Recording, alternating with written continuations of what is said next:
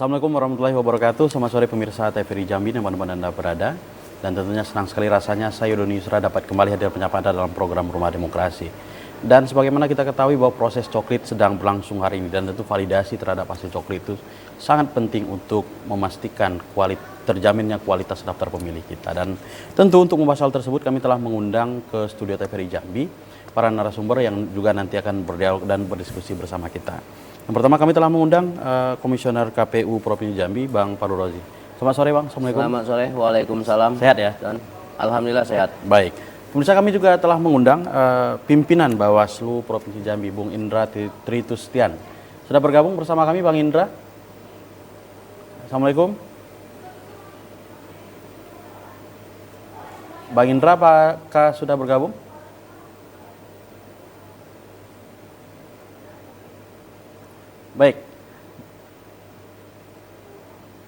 Baik, pemirsa, kami juga telah mengundang melalui virtual Zoom meeting Ketua Bawaslu Kota Jambi, Bang Johan. Sudah bergabung Bang Johan bersama kami? Halo? Bang Johan, apakah sudah bergabung? Baik, nanti akan segera bergabung bersama kita pimpinan Bawaslu Provinsi Jambi, Ketua Bawaslu Kota Jambi, serta Ketua Bawaslu Kabupaten Muaro Jambi. Baik, saya ke Bang Paul dulu nih. Bang, kita sebelum bicara coklit nih Bang, kita bicara secara umum dulu nih. Persiapan lain menjelang pilkada apa Bang yang sedang berlangsung hari ini? Ya, terima kasih. Sesuai dengan PKPU 2 tahun 2024 tentang tahapan dan jadwal, tentu memang ada dua tahapan penting sekarang kan, yaitu tahapan pemutakhiran data pemilih termasuk dengan tahapan pencalonan. Ya. Daftar pemilih sekarang sedang berlangsung proses pendataan dan hari ini tanggal 24 Juli ini adalah hari terakhir pencocokan dan penelitian dilakukan oleh teman-teman Pantarlih dan hari ini adalah terakhir. Terus yang kedua adalah tahapan pencalonan, sesuai yang pernah saya sampaikan juga sebelumnya bahwasanya tahapan pencalonan ini ada dua jalur perseorangan dan partai politik. Sekarang kita fokus ke jalur perseorangan dan di Provinsi Jambi hanya ada dua kabupaten yang mendaftar melalui jalur perseorangan, yaitu Kabupaten Sarolangun dengan Kota Sungai Penuh. Nah, sekarang prosesnya adalah proses perbaikan, proses verifikasi administrasi tahap kedua untuk perbaikan, yang mana pada tahap pertama ada kekurangan-kekurangan yang itu dilakukan perbaikan masuk ke tahap kedua dan nanti baru difinalisasi oleh teman-teman KPU Kabupaten Kota.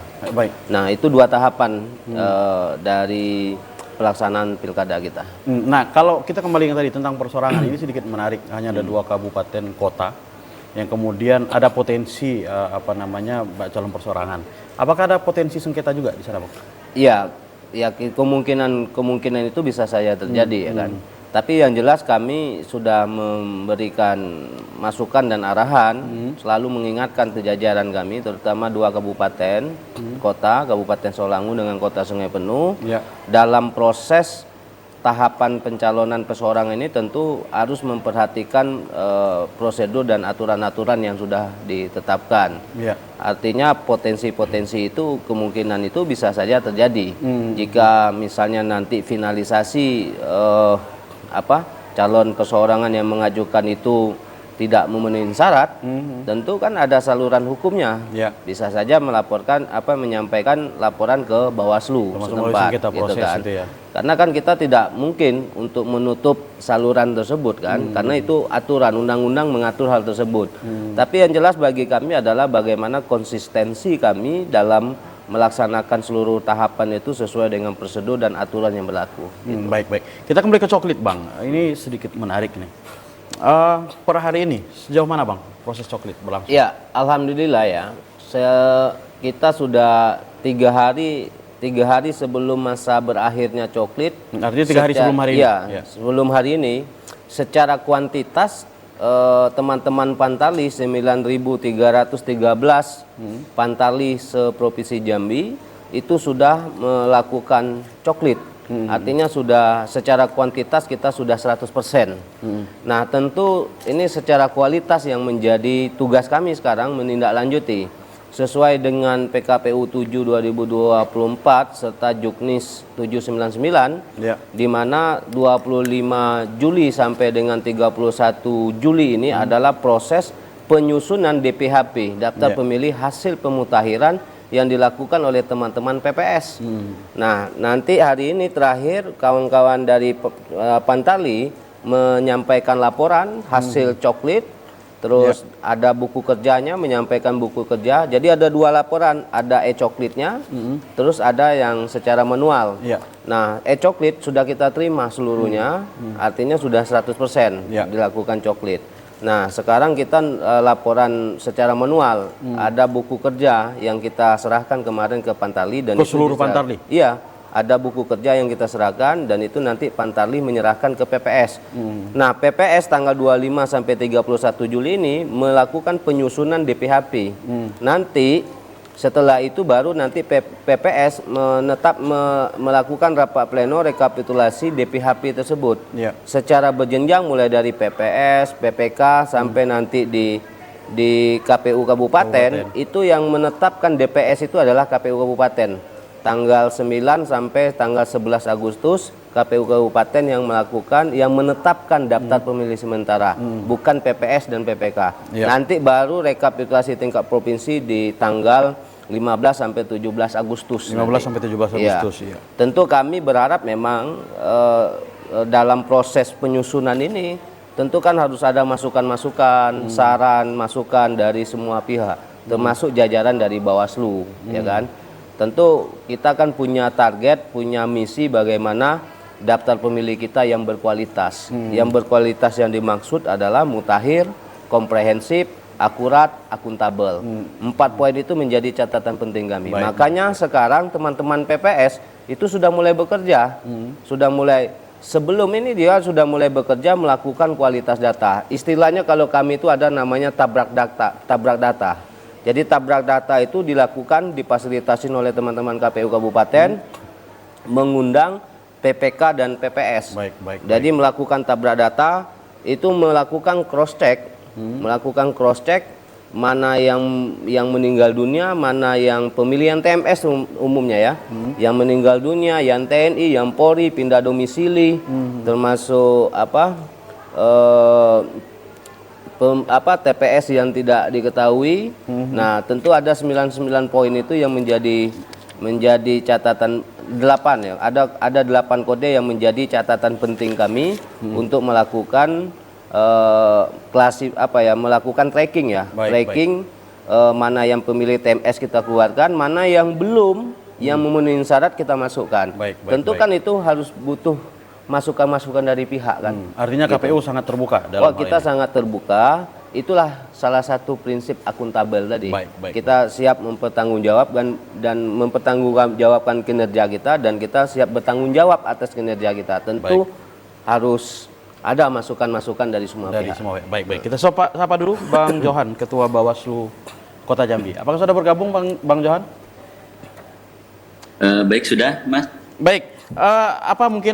Mungkin ada teman-teman khusus Bang Johan di Kota Jambi yang bisa perlu untuk diberikan atensi ke KPU ini, Bang Johan. Baik, terima kasih Mas. Yang saya hormati Pak Farul Rozi, anggota Bawaslu Provinsi Jambi. Apakah bisa didengar suara saya, Mas? Bisa. Baik, terima kasih dan seluruh pemirsa TVRI Jambi yang saya banggakan. Selama masa coklit, Bawaslu dan jajaran di tingkat bawah, kita sudah melakukan uji petik juga, langsung melakukan pengawasan langsung turun ke bawah juga sudah kita lakukan. Jadi dari berdasarkan hasil pengawasan kita, memang ada beberapa petugas Pantarli dan juga ada beberapa temuan di lapangan selama kita melakukan pengawasan. Jadi tapi hampir rata-rata ini terkait dengan tata cara dan prosedur. Dan sudah kami kirim atau bersurat ke KPU Kota Jambi untuk dilakukan perbaikan dan kami sudah kirim dan itu sudah dijalankan. Ada Baik. juga beberapa catatan, ada Pantarlih yang ada 2 kecamatan, itu Palmerah dengan Jelutung, ini menggunakan orang lain, jadi tidak langsung turun, dan itu kami langsung bersurat juga ke KPU untuk segera dilakukan proses coklit sesuai dengan.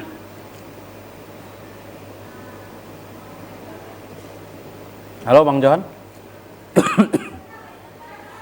Baik, sepertinya terputus. Nanti kita akan cross check kembali Bang. Nah ini kan ada beberapa ini, tapi sebelum nanti kita agar klarifikasi lebih jauh, agar lebih masuk ini. Tapi ada ini juga tadi Bang, yang sebenarnya perlu juga ini ke KPU Kota Provinsi Jambi. Kalau kita berkaca ke pemilu lalu, ya tentu dari pemilu ke pemilu tentu menjadi catatan kita bersama. Salah satu mengenai daftar pemilih ya Bang Paul.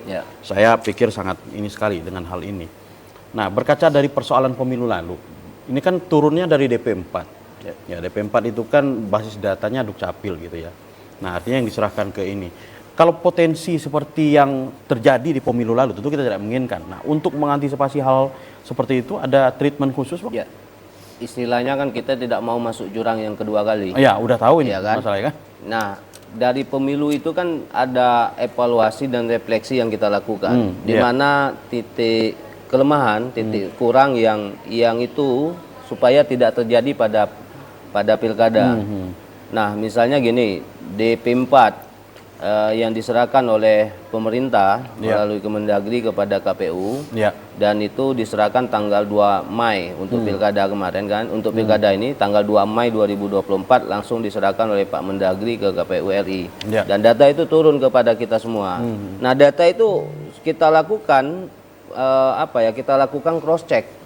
Data kita lakukan cross check, mana yang pemilih yang sudah meninggal dunia kita lakukan tracking, terus kita masukkan juga dengan DPT terakhir, DPT pemilu. Maka kita sinkronisasi antara DP4 dengan DPT pemilu, DPT terakhir. Maka itulah yang namanya daftar pemilih. Jadi daftar pemilih hasil sinkronisasi itu adalah hasil antara DP4 dengan DPT pemilu. Nah itulah yang dilakukan, yang menjadi pegangan teman-teman Pantarlih melakukan coklit. Jadi itu yang menjadi pegangan teman-teman melakukan coklit. Nah proses dalam penetapan DPT ini menjadi daftar pemilih tetap ini kan panjang nih, ya kan? Mulai dari DP4, menjadi DP, menjadi DPS, sampai DPS HP, sampai DPT. Nah tentu proses rangkaian-rangkaian ini sangat terbuka kita lakukan. Dan kami tentu sangat terbuka, sangat berharap ada masukan-masukan dari semua pihak, termasuk teman-teman dari Bawaslu ya, bisa memberikan masukan, karena itulah bagian dari wujud kerjasama kita dalam rangka menyukseskan pilkada, terutama bagaimana misi kami mewujudkan daftar pemilih kita yang berkualitas. Baik, nanti saya akan tanyakan mengenai nik ganda dan yang meninggal dunia Bang khusus. Kita sapa dulu Bang Indra Tritustian, pimpinan Bawaslu Provinsi Jambi. Sudah bergabung Bang Indra bersama kami? Assalamualaikum warahmatullahi wabarakatuh. Waalaikumsalam. Sehat Bang? Sehat ya? Alhamdulillah sehat walafiat. Baik. Agak keterganggu sedikit kesehatannya emang. Tapi alhamdulillah sehat pada umumnya ya. Baik. Apa mungkin ada teman-teman khusus mungkin dari Bawaslu Provinsi Jambi? Tadi kita sudah sempat membahas ini Bang, berkaitan dengan evaluasi dari pemilu lalu, dan ya kita mau tidak mau harus mengakui terjadi pemilu PSU di Provinsi Jambi misalnya. Salah satunya bisa kalau kita tarik pangkalnya juga berawal dari daftar pemilih ini. Nah mungkin ada hal lain juga mungkin termasuk hal tersebut Bang yang perlu dicermati. Silakan Bang Indra. Sebenarnya sebelumnya saya ingin menyapa dulu. Bang Paul ya, senior kami di mantan Bawaslu tapi sekarang di KPU. Bang Doni Yusro dan tim, rekan-rekan ada Bawaslu Kota juga di sini kayaknya, dan teman-teman yang lain mungkin. Jadi sebelumnya Bang Doni, kami ingin menyampaikan bahwa pengawasan coklit ini pada dasarnya adalah proses di mana kita melakukan proses pencegahan pelanggaran terhadap terjadinya pelanggaran-pelanggaran nantinya pada tahap proses coklit dan sesudah proses coklit. Nah, untuk fokus pengawasan itu sendiri ada 3 fokus. Yang pertama itu kita mengawasi terhadap ketaatan prosedur. Yang kedua mengawasi terkait keakurasi data pemilih. Dan yang ketiga pengawasan terhadap wilayah rawan. Nah, untuk tahap prosedur ini terkait dengan SOP yang dilaksanakan oleh Pantarli, seperti mereka harus mendatangi pemilih untuk dicoklit, door to door, kemudian ditempel stiker dan sebagainya. Kemudian terkait dengan akurasi data, Pantarli harus memastikan pemilih yang MS itu dimasukkan di dalam data pemilih. Kemudian pemilih yang TMS mereka harus mencoret. Nah, itu salah satu contoh akurasi data. Kemudian wilayah rawan ini terletak di daerah-daerah perbatasan. Kemudian pemilih marginal, termasuk juga loksus atau TPS khusus. Nah, sejauh ini memang berdasarkan historis pemilu dari pemilu 2024 bahwa persoalan data pemilih ini adalah persoalan yang sangat urgent. Karena seharusnya data pemilih ini menjadi urusan kita bersama, baik itu penyelenggara pemilu ataupun pemangku kepentingan pemilihan. Karena kita tidak ingin diam-diam di awal tapi ribut di akhir gitu kan. Dan fatal lagi gitu ya. Jadi pemangku kepentingan pemilihan ini kadang-kadang mereka ributnya di akhir kan, kok kenapa pemilih kami tidak masuk itu kan, yang tidak dicoklit. Nah, pada akhirnya ada PSU dan sebagainya. Nah, oleh karena itu kami saat ini kerja-kerja pengawasan itu dalam rangka untuk memastikan data ini memang betul-betul akurat dan akhir gitu kan. Apa yang dijalankan oleh teman-teman KPU sesuai dengan PKPU-nya, maka disitulah kami mengiringi sejalan arah PKPU tersebut. Jadi sejauh ini memang kami selalu melakukan pengawasan melekat, kemudian melakukan uji sampling dengan 210 kepala keluarga yang ada di Kelurahan Desa Provinsi Jambi ini, dan kami juga mengeluarkan saran perbaikan kepada KPU untuk diperbaiki. Jadi saran perbaikan itu, Bung Doni, itu adalah satu tingkat di bawah penanganan pelanggaran. Jadi kami baru sifat preventif agar itu diperbaiki dahulu. Kalau tidak diperbaiki ya baru dilakukan penanganan pelanggaran. Barangkali begitu. Baik. Kalau saya ingin mendalami berkaitan dengan saran perbaikan tadi, Bang, lebih kebanyakan di mana ini, Bang? Bicara prosedural atau mengenai akurasi, atau ada persoalan-persoalan tertentu di wilayah rawan yang sebenarnya harus artinya mendapatkan fokus khusus dari KPU, dari 3 fokus ini, Bang? Ya, kami sudah menginventarisir bahwa untuk saran perbaikan itu 3-tiganya masuk semua. Artinya terkait dengan ketaatan prosedur, kemudian akurasi data dan wilayah rawan tersebut. Sudah kami lakukan kemarin evaluasi pengawasan coklit per 2 minggu. Itu telah kami sampaikan kepada KPU. Kemudian untuk akhirnya kami lagi mengumpulkan sampai jam 00 nanti malam. Kemudian kami akan lakukan analisa dan akan lakukan saran perbaikan kepada KPU. Baik. Kita tahan dulu, Bang Indra dan para narasumber. Pemirsa jangan kemana-mana karena Rumah Demokrasi akan kembali setelah pesan-pesan berikut ini.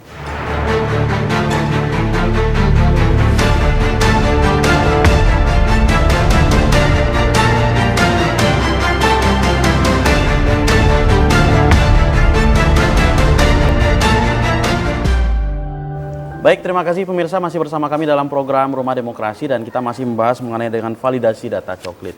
Baik, kita beranjak ke Merangin ini. Bang Himun, sudah bergabung Bang Himun? Ketua Bawaslu Kabupaten Merangin. Assalamualaikum.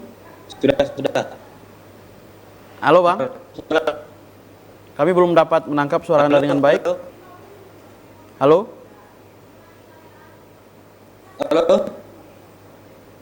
Baik.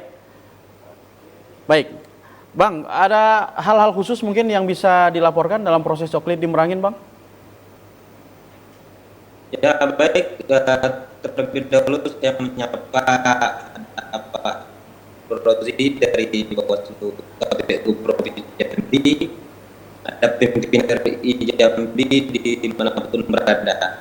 Baik, Bawaslu Kabupaten Merangin selama proses pengawasan kami yang kedua yakni melakukan uji petik, dan selama proses pencoblosan pilih.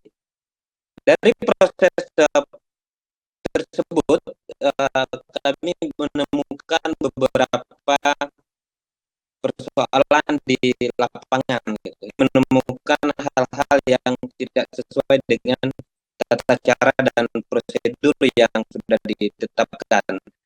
Artinya terhadap proses ini sudah menerbitkan sedikitnya 59 surat saran perbaikan, dan masih ada 5 surat yang belum dijajaran terhadap saran perbaikan.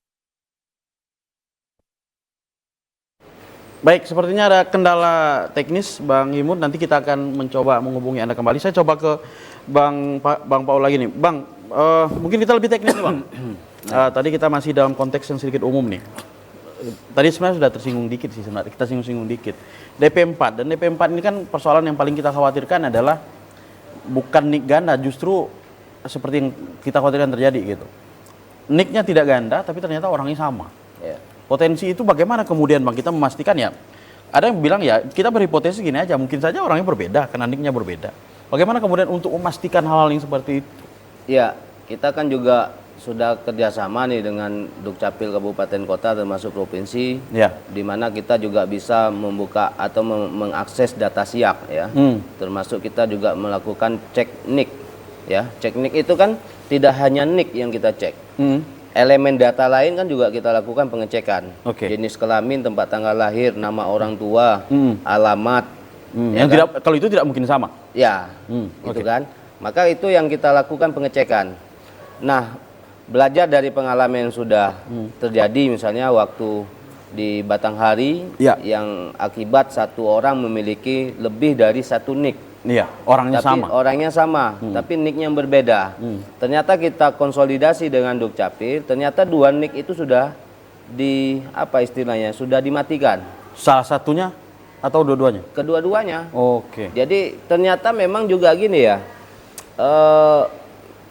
Ini kan juga kita tidak mengkambing hitamkan orang ya. Ya, kita ini kan mencari solusi ya. Kita mencari solusi. Kita juga di sisi lain, kita juga berharap keaktifan dan peran serta masyarakat yang melakukan perubahan data itu juga, misalnya dia mau pindah domisili, tapi hanya KK yang diganti, KTP tidak.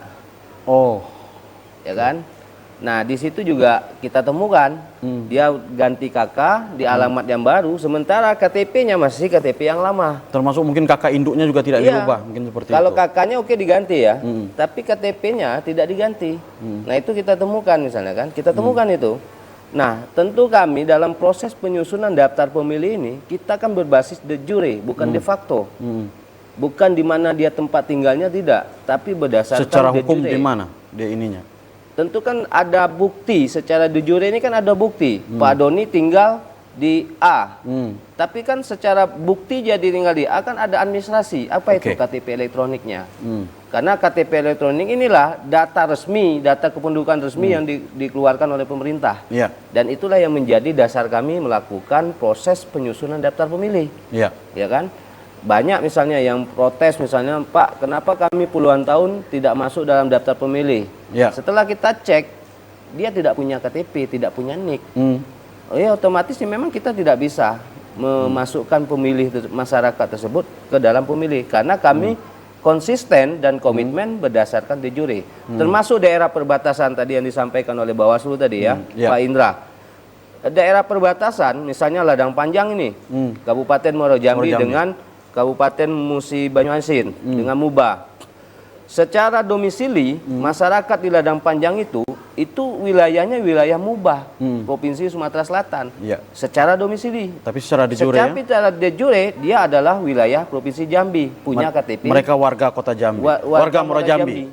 Maka kita masukkan dia dalam daftar pemilih di Provinsi Jambi. Ada potensi konflik justru dengan Muba sendiri akhirnya?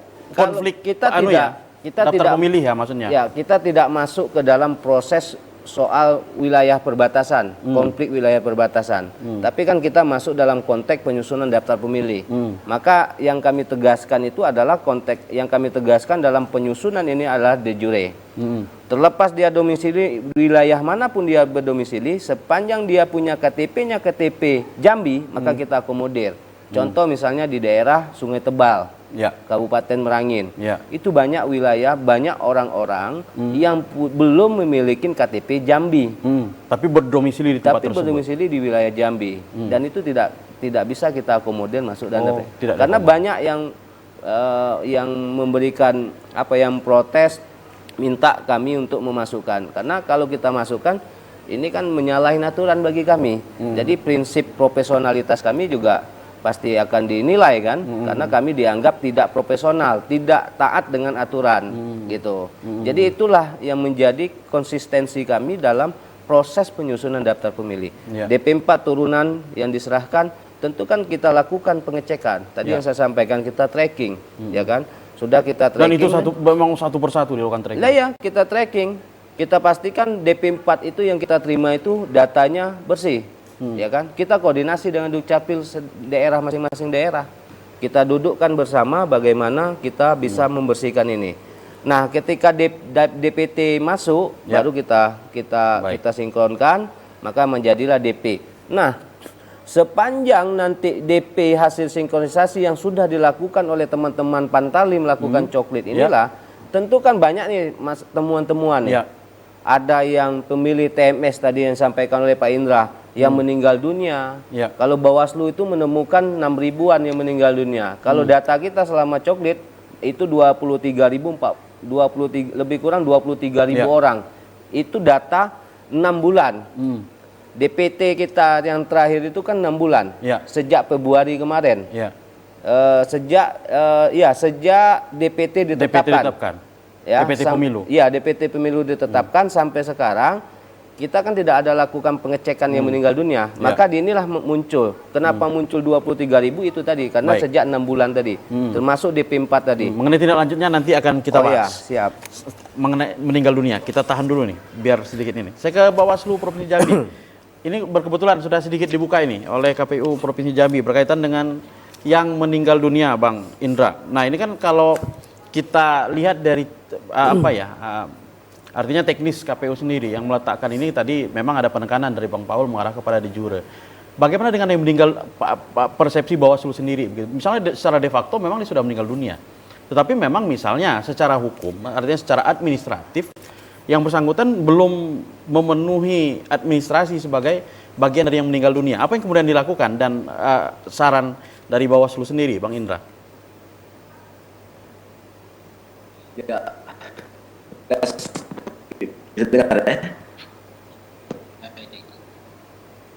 Ya, silakan Bang Indra. Menurut pandangan kami, menurut pandangan Bawaslu berdasarkan de facto untuk tahap awal ini. Namun kalau kita melihat regulasi yang ada, yaitu PKPU-nya harus berbasis de jure atau berdasarkan dengan administrasi pemerintahan, maka disinilah letak pemilu maupun stakeholder kepemiluan atau dinas dukcapil, misalnya dinas sosial dan sebagainya itu untuk menertibkan juga akta kematiannya, maka kita dorong sama-sama dukcapil ini untuk mengeluarkan akta kematian dalam KPU tersebut. Cukup dikeluarkan keterangan dari kepala desa dan sebagainya yang menyampaikan kepala dukcapil. Tapi intinya adalah kalau ini tidak bersih dan de facto, maka akan timbul kerawanan pada tahap logistik ataupun pada tahapan pengusuran nanti yang mungkin ada TMS tetapi ikut memilih gitu, Bang Doni. Baik. Kalau Kota Jambi sendiri, Bang Johan, ada temuan khusus tentang yang meninggal dunia sendiri, Bang, dalam proses coklit ini? Tadi sedikit ini kita gangguan teknisnya. Misalnya di Kota Jambi, target kita bahas tadi memang secara de facto sudah meninggal dunia, tapi secara administratif sendiri belum memenuhi syarat administrasi berkaitan dengan meninggal dunia ini tadi, Bang. Bagaimana kemudian langkah Bawaslu Kota Jambi sendiri? Baik, terima kasih. Menyapa dulu Pak Rozi Jambi, Pak Indra Destusian, rekan saya Pak Irman Zuh. Bisa didengar dulu? Maaf Bang, sedikit ada gangguan ini teknis di studio.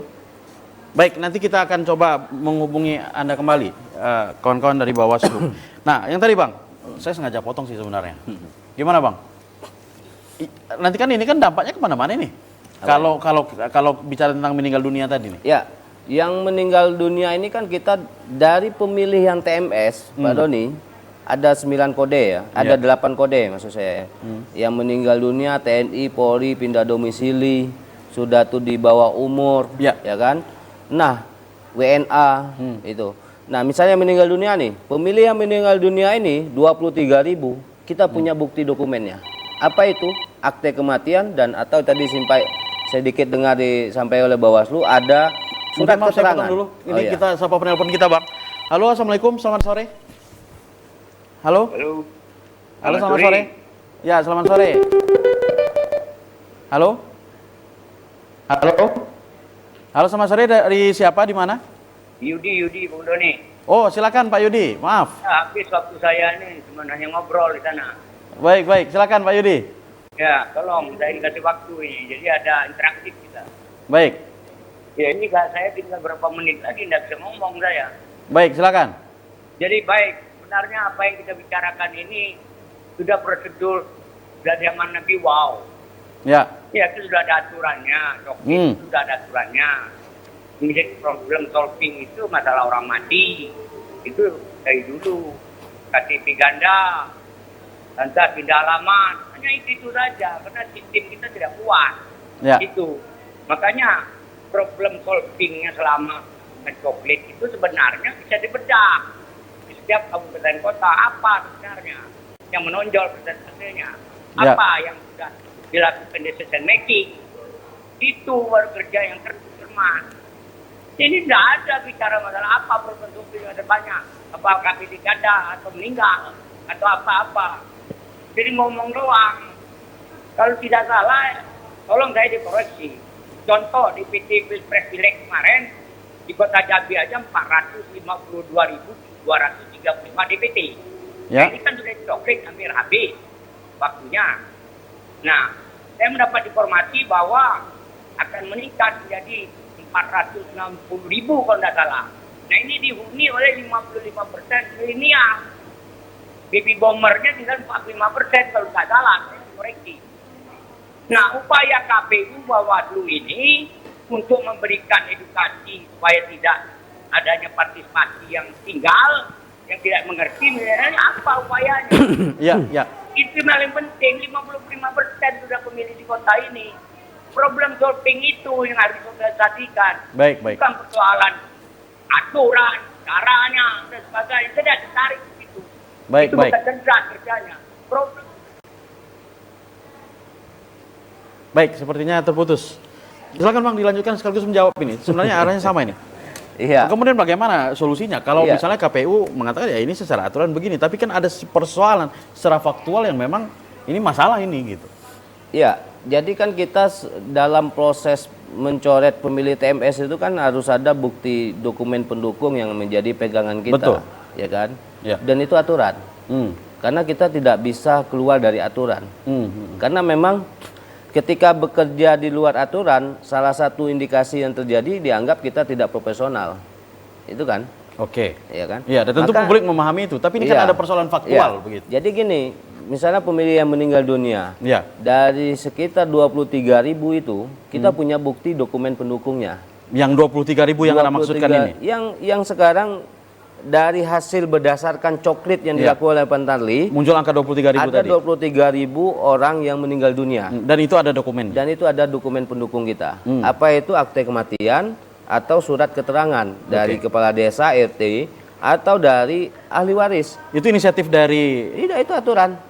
Enggak, akhirnya dokumen itu inisiatif dari keluarga yang meninggal dunia? Iya. Oke. Jadi kan kita minta, misalnya Pak ini sudah meninggal. Nah, buktinya apa? Ada akte kematian. Misalnya, terus surat keterangan dan sebagainya. Yang jelas kita punya dokumen pendukung yang menjadi pegangan kami ketika men-TMS-kan pemilih. Apakah itu meninggal dunia, apakah itu misalnya TNI Polri. Kita koordinasi dengan pihak TNI dengan pihak kepolisian terkait misalnya berapa orang yang dalam fase ini yang menerima penerimaan. Ini kan banyak berita yang kita terima nih. Ada yang menerima anggota polisi misalnya kan, berapa orang yang baru masuk, itu kita kirimkan datanya. TNI Polri iya, gitu ya. tentu ada SK-nya. Ya kan? Ada SK-nya yang menunjukkan status orang itu adalah sudah menjadi TNI Polri. Sudah menjadi TNI Polri. Misalnya kita temukan dia masuk dalam daftar pemilih yang kita coklit itu dia masuk. Ternyata dia barusan dilantik menjadi anggota kepolisian. Nah, buktinya apa? SK. Ya kan? Nah, kita tunggu SK dari yang masyarakat, dari orang tersebut, baru bisa kita kategorikan untuk tidak memenuhi syarat. Nah, mungkin ini ada relate sih dengan komentar Pak Yudi tadi. Ini kan sebenarnya kalau kita menangkap, ini kan masih sangat membutuhkan peran aktif masyarakat nih. Lalu bagaimana dengan artinya kebijakan afirmasi KPU sendiri untuk lebih aktif? Mungkin itu diharapkan. Iya, kami kan jajaran kami kan tentu terus terbuka ya, membukakan diri untuk bisa memberikan masukan-masukan dari masyarakat ya. Termasuk juga kami memberikan layanan-layanan terhadap masyarakat. Misalnya, masyarakat yang pengen tahu misalnya, saya ini sudah terdaftar atau belum. Ya kan? Kita punya layanan, apa itu? Cek dptonline.kpu.go.id. Masyarakat Pak Doni bisa langsung mengecek tuh. Buka cek dpt online kpu.go.id, Pak Doni akan kelihatan, masukkan NIK, Pak Doni pasti akan kelihatan di mana nanti TPS yang terdata. Kalau memang belum terdata, belum masuk dalam daftar pemilih, maka silakan sampaikan nanti ke jajaran kita, mulai dari PPS, PPK. Nah, proses ini, daftar pemilih kita ini kan belum kita tetapkan nih. Betul, ini kan masih proses. Ini kan proses masih awal proses awal. Maka kita terus kita berharap Bawaslu dengan saran perbaikan memberikan masukan kepada kita, itulah nanti juga jadi pertimbangan kami untuk menetapkan menjadi DPS nanti di tingkat KPU Kabupaten. Tentu kan banyak sumber masukan-masukan, itulah yang menjadi poin-poin kami nanti dalam proses penetapan DPS. Kalau sekarang pertanyaan, Pak, adakah orang yang pemilih meninggal dunia? Ya ada. Tidak mungkin kan selama coklit kita tahan dulu jangan meninggal. Nanti dulu meninggal, kita lagi proses coklit, kan tidak mungkin, ya kan? Nanti dulu jadi anggota TNI, nanti dulu jadi anggota polisi, kita lagi dalam proses coklit, ya kan? Itu tidak mungkin untuk tidak mungkin kita langsung mengintervensi gitu kan? Nah, itulah proses, karena kita kan mendata orang hidup nih, Pak Doni. Termasuk terima kasih teman-teman dari Bawaslu. Misalnya yang poin ketiga tadi, daerah-daerah wilayah rawan. Misalnya daerah perbatasan, masyarakat adat, kita sudah koordinasi. Misalnya daerah perbatasan, kita sudah koordinasi dengan KPU daerah-daerah perbatasan. Sumatera Barat, Riau, Sumatera Selatan, kita sudah koordinasi untuk menyatukan daerah-daerah perbatasan. Tapi yang tadi konsisten dan komitmen kami adalah tetap kami berpegang secara de jure. Secara de jure, itulah yang menjadi baik itu perbatasan antar provinsi, baik itu perbatasan antar kabupaten maupun perbatasan antar kecamatan. Itulah yang jadi pegangan. Baik, kita tahan dulu. Pemirsa jangan kemana-mana karena Rumah Demokrasi akan kembali setelah pesan-pesan berikut.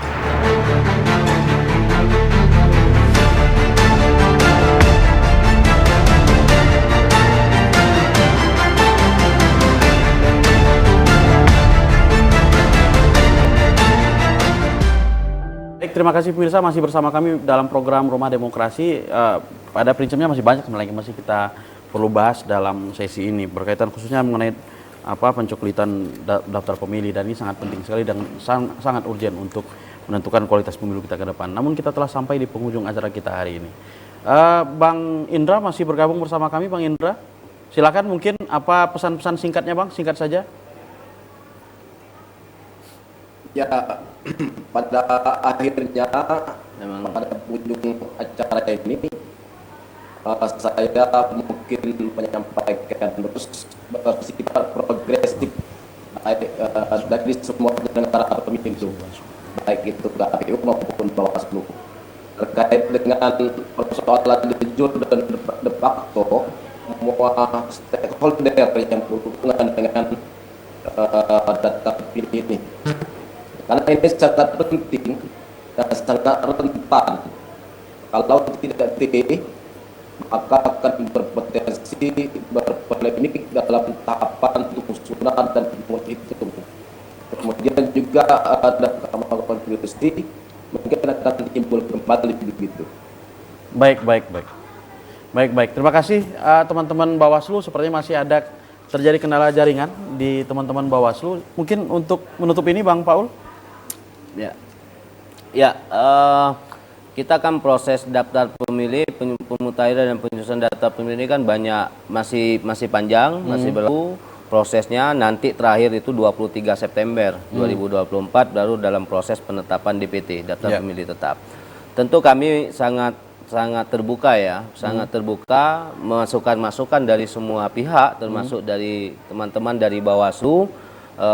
Itu adalah bagian dari bagaimana kita punya tujuan yang sama, bagaimana daftar pemilih kita untuk pilkada ini adalah daftar pemilih yang berkualitas. Nah, tentu dari semua pihak kami sangat terbuka masukan-masukan tersebut. Dan yang menjadi dasar kami adalah soal aturan-aturan. Dan itulah yang menjadi pegangan kami, pijakan kami dalam melakukan proses penyusunan dan pemutahiran daftar pemilih. Peraturan Undang-Undang 10, Peraturan KPU nomor 7, termasuk surat dinas, petunjuk atau surat juknis 799 itu juga menjadi pegangan kami dalam proses penyusunan daftar pemilih ini. Nah, kita berharap semua pihak saling kita semua pihak ini untuk proaktif, terutama masyarakat bisa proaktif nanti pada saat penetapan DPS tanggal 9 sampai 11 Agustus. Setelah itu kita berharap masyarakat bisa aktif menyampaikan ketika ada keluarga atau masyarakat yang belum terdata, dan itu bisa disampaikan ke jajaran kita baik di PPS, PPK maupun di KPU Kabupaten Kota. Terima kasih atas kehadirannya Bang. Terima kasih Bang Fahrul Rozi dan teman-teman Bawaslu beserta jajaran, dan mungkin kita akan bisa berdialog lebih lama lagi. Nanti bisa hadir di studio TVRI Jambi. Baik, mungkin Bang Johan apakah masih bisa kita coba dulu jaringannya, Bang Johan? Apakah masih ini? Untuk closing statement singkat saja. Apakah masih terjadi kendala jaringan? Silakan Bang Johan. Silakan. Bisa didengar suara? Sepertinya masih terjadi gangguan. Kalau Bang Imun sendiri, Bang Imun?